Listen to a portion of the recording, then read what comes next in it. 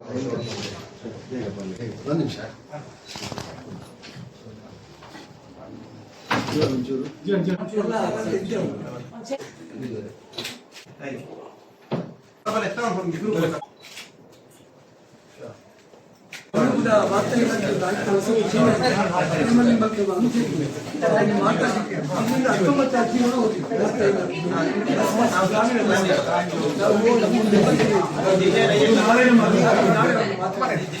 ಕಾರ್ಯಕ್ರಮದ ಮೊದಲು ಪತ್ರಕರ್ತ ಮಿತ್ರರಿಗೆ ಇಲ್ಲಿ ಲ್ಯಾಪ್ಟಾಪ್ ಮತ್ತು ಕ್ಯಾಮರಾವನ್ನು ವಿತರಣೆ ಮಾಡತಕ್ಕಂಥ ಕಾರ್ಯಕ್ರಮ ನಡೆಯಿತು.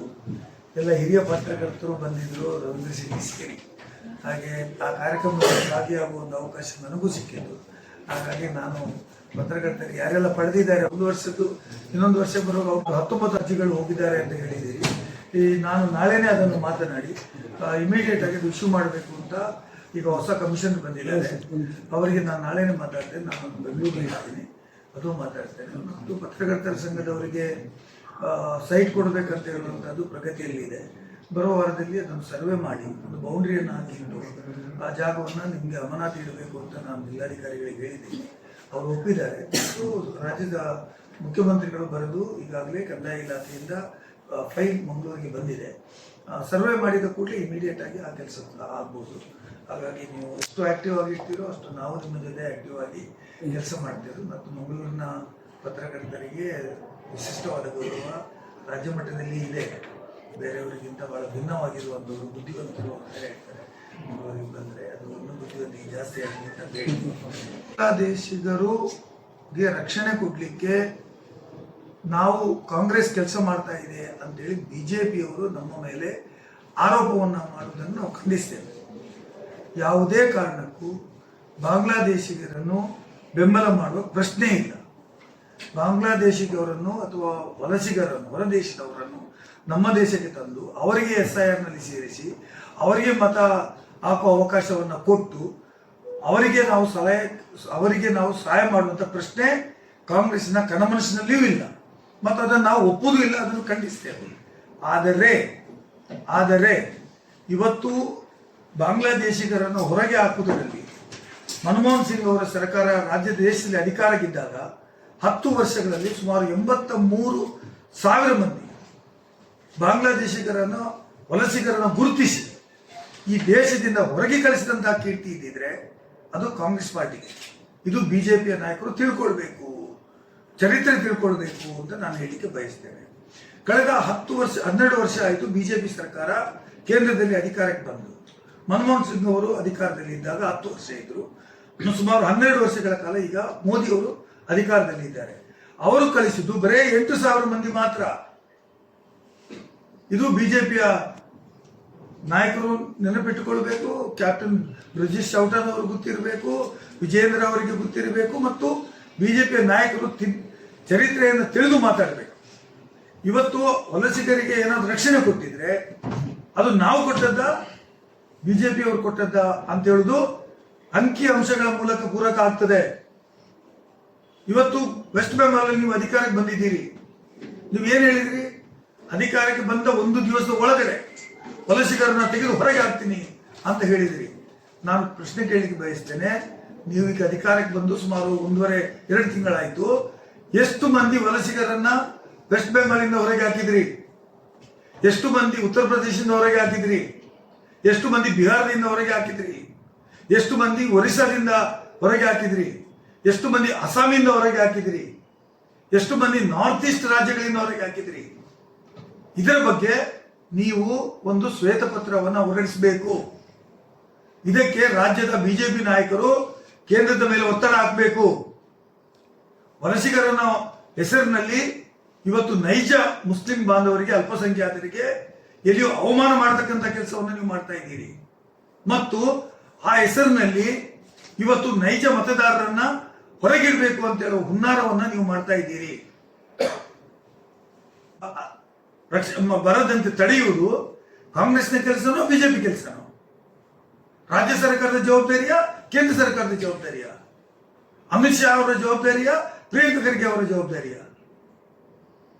ಅಧಿಕಾರವನ್ನು ನಿಮ್ಮ ಕೈಯಲ್ಲಿ ಇಟ್ಕೊಂಡು ನುಸುಳುಕೋರರಿಗೆ ಯಥಾಚ ಗಡಿ ಪ್ರದೇಶದ ಹೊರಗೆ ಬರಲಿಕ್ಕೆ ಬಿಟ್ಟು ಅವರನ್ನ ದೇಶಾದ್ಯಂತ ಸುತ್ತಾಡಲಿಕ್ಕೆ ಬಿಟ್ಟು ಮತ್ತು ಇನ್ನೊಂದು ಪಕ್ಷದ ವಿರೋಧ ಪಕ್ಷದ ಅಥವಾ ಪ್ರತಿಪಕ್ಷದವರ ಮೇಲೆ ಏನು ಗೂಬೆ ಕೂರಿಸುವಂತ ಕ್ರಮವನ್ನು ಮಾಡ್ತಾ ಇದ್ದೀರಿ, ಇದನ್ನ ನಾವು ತೀವ್ರವಾಗಿ ಖಂಡನೆ ಮಾಡ್ತೀವಿ. ನಾನು ಕೇಳ್ತಾ ಇದ್ದೇನೆ, ನುಸುಳಿಕೋರು ಹೊರಗೆ ಬರಲಿಕ್ಕೆ ಅಮಿತ್ ಶಾ ಕಾರಣ ಅಲ್ವಾ? ಬಿಜೆಪಿ ಸರ್ಕಾರ, ಕೇಂದ್ರ ಸರ್ಕಾರ ಅದಕ್ಕೆ ಜವಾಬ್ದಾರಿ ವಹಿಸಬೇಕಾದ ಅವಶ್ಯಕತೆ ಇಲ್ವಾ? ಆಯ್ತು, ಸುರತ್ಕಲ್ನಲ್ಲಿ ಸಿಕ್ಕಿದ್ರು, ಅಲ್ಲಿ ಸಿಕ್ಕಿದ್ರು, ಆಯ್ತು, ಎಲ್ಲ ಕಡೆ ನಮ್ಮ ಸರ್ಕಾರ ಕೆಲಸ ಮಾಡ್ತಾ ಇದೆ. ಯು ಐಡೆಂಟಿಫೈ, ನೀವು ಸಹಾಯ ಮಾಡ್ಬೇಕು ತಾನೆ. ಸಿಕ್ಕಿದ್ರೆ ಅದು ನಮ್ಮ ಸರ್ಕಾರ ಹುಡುಕಿ ತಂದಿದೆ, ನಿಮ್ದೇನು ಮಾತ್ರ ಇದೆ? ನೀವು ಏನ್ ಹೇಳ್ತಾ ಇದ್ದೀರಿ ಇವತ್ತು?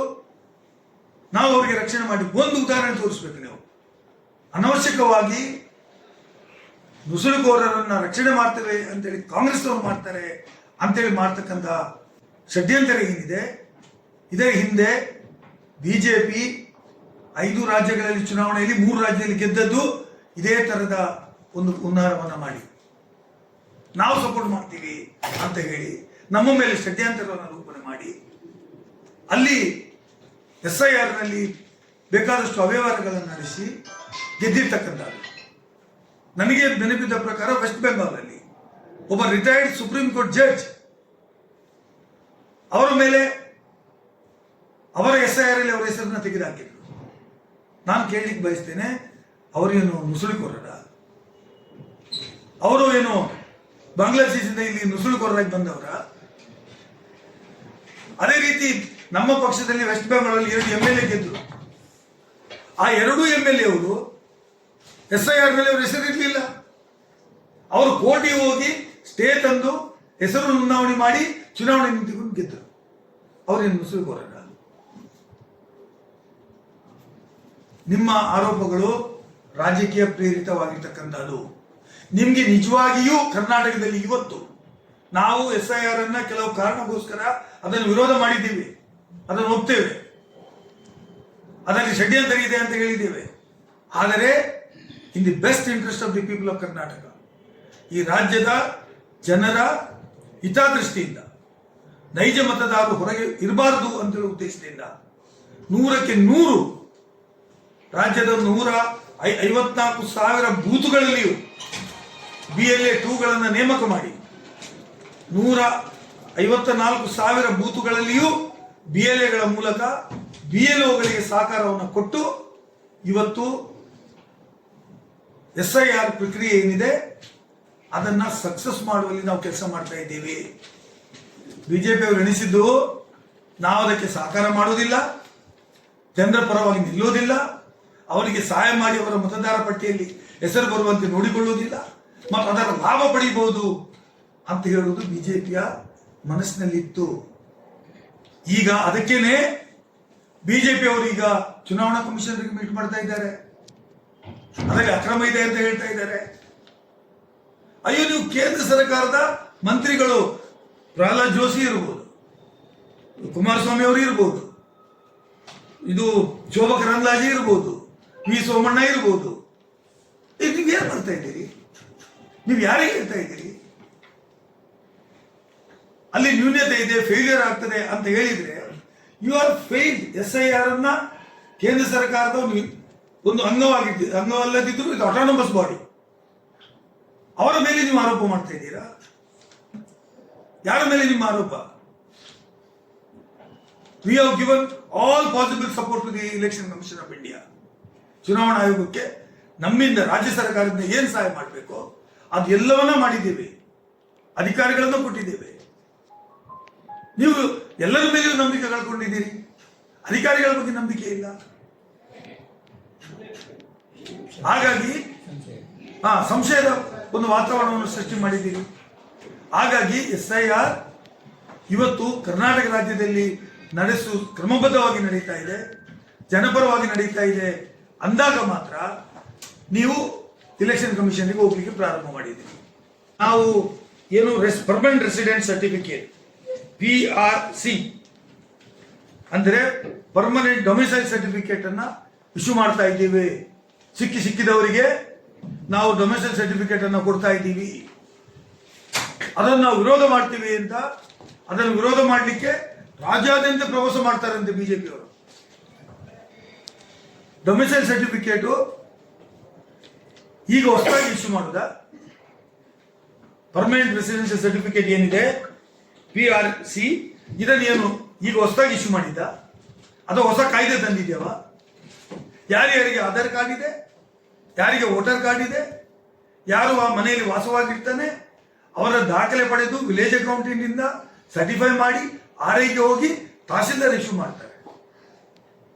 ಮೊನ್ನೆ ನಾವು ಮತ್ತೆ ಹೇಳಿದ್ದೇವೆ ಸ್ವಲ್ಪ ಲಿಬರಲ್ ಮಾಡಿ, ಯಾರ್ಯಾರಿಗೆ ಅದು ಅಷ್ಟು ಹೋಗ್ಲಿಕ್ಕೆ ಕಷ್ಟ ಆಗ್ತದೆ ಮತ್ತು ಯಾರ್ಯಾರಿಗೆ ತೊಂದರೆಗಳಾಗ್ತವೆ, ತಾಲೂಕು ಆಫೀಸ್ಗಳಿಗೆ ಹೋಗುವುದು ಅನಾನುಕೂಲ ಆಗ್ತದೆ ಮಳೆಗಾಲದಲ್ಲಿ, ಅಂಥವರಿಗೆ ಒಂದು ಸರ್ಕ್ಯುಲರ್ ಇಶ್ಯೂ ಮಾಡಿ PDO ಪಂಚಾಯತ್ ಡೆವಲಪ್ಮೆಂಟ್ ಆಫೀಸರ್ ಅವರೇ ಡೊಮಿಸೈಲ್ ಸರ್ಟಿಫಿಕೇಟ್ ಅನ್ನು ಕೊಡಬಹುದು ಅಂತ ಹೇಳುವುದನ್ನು ರಾಜ್ಯ ಸರ್ಕಾರ ಅವರಿಗೆ ಆಯ್ಕೆ ಮಾಡಿ ಕೊಡುವಂತ ಅಧಿಕಾರವನ್ನು ಕೊಟ್ಟಿದೆ. ಅದು ವಿದೌಟ್ ಕಾಸ್ಟ್ ಕೊಡಬೇಕು ಅಂತ ಆದೇಶವನ್ನು ಮಾಡಿದೆ. ಇಸ್ ಇಟ್ ನಾಟ್ ಎ ನೈಜ ಮತದಾರರನ್ನು ಸೇರಿಸುವಂತಹ ಪ್ರಕ್ರಿಯೆ, ನಾವು ಮಾಡಿದಂತಹ ಸಹಾಯ? ಇವತ್ತು BLOಗಳು ಕೆಲಸ ಮಾಡ್ತಕ್ಕಂಥ ಸಂದರ್ಭದಲ್ಲಿ ನಮ್ಮ BLAಗಳು ಅವರಿಗೆ ಸಹಾಯ ಮಾಡಿ, ಇವತ್ತು ಫಾರ್ಮ್ ಅನ್ನು ಫಿಲ್ಅಪ್ ಮಾಡಬೇಕಾಗಿದ್ರೆ ಯಾವುದು SIR ಫಾರ್ಮ್ಸ್ ಇದೆ, ಎನ್ಯುಮರೇಷನ್ ಫಾರ್ಮ್ ಇದ್ದಾವೆ, ಅದನ್ನು ಫಿಲ್ಅಪ್ ಮಾಡಲಿಕ್ಕೆ ಸಾಕಷ್ಟು ತೊಂದರೆಗಳಿದ್ದಾವೆ, ಕನ್ಫ್ಯೂಷನ್ಸ್ ಇದ್ದಾವೆ. ಅಲ್ಲಲ್ಲಿ ಚಿಕ್ಕ ಚಿಕ್ಕ ಜನರನ್ನು ಸೇರಿಸಿ ಆ ಫಿಲ್ಅಪ್ ಮಾಡಿ ಕೊಟ್ಟು ಅದರ ಮೂಲಕ ಅವರ ಹಕ್ಕನ್ನು ಉಳಿಸ್ತಕ್ಕಂಥ ಕೆಲಸವನ್ನ ಮಾಡಿರ್ತಕ್ಕಂಥದ್ದು ಅದು ಕಾಂಗ್ರೆಸ್ ಪಕ್ಷದ ಕಾರ್ಯಕರ್ತರು ಇಡೀ ರಾಜ್ಯದಲ್ಲಿ ಮಾಡ್ತಾ ಇದ್ದಾರೆ. 54,000 ಬೂತ್ಗಳಲ್ಲಿಯೂ ಈ ಪ್ರಕ್ರಿಯೆಯನ್ನು ಸಕ್ರಿಯವಾಗಿ ಮಾಡ್ತಾ ಇದ್ದೀವಿ. ಅದಕ್ಕೆ ಮೇಲೆ ಹೊಟ್ಟೆ ಕಿಚ್ಚು ಮಾಡಿ ಅಧಿಕಾರಿಗಳನ್ನು ದುರುಪಯೋಗ ಮಾಡ್ತಾರೆ. ಡೊಮಿಸೈಲ್ ಸರ್ಟಿಫಿಕೇಟ್ ಕೊಟ್ಟರೆ ಅಯ್ಯೋ ಯಾರಿಗೂ ಒಬ್ಬರಿಗೆ ಆ ಸರ್ಟಿಫಿಕೇಟ್ ಕೊಡೋದು, ನೀವು ವಿದೇಶಿ ವೋಟರ್ಸ್ ಅನ್ನ ಸಹಾಯ ಮಾಡಲಿಕ್ಕೆ, ಬಾಂಗ್ಲಾದೇಶಿ ವೋಟರ್ಸ್ ಅನ್ನ ಸಹಾಯ ಮಾಡಲಿಕ್ಕೆ ಮಾಡ್ತಾ ಇದ್ದೀರಿ, ಅವರಿಗೆ ನೀವು ಡೊಮಿಸೈಲ್ ಸರ್ಟಿಫಿಕೇಟ್ ಕೊಡ್ತಾ ಇದ್ದೀರಿ ಅಂದ್ರೆ ಅಂಥದ್ದು ಎಕ್ಸಾಂಪಲ್ ತೋರಿಸಿ.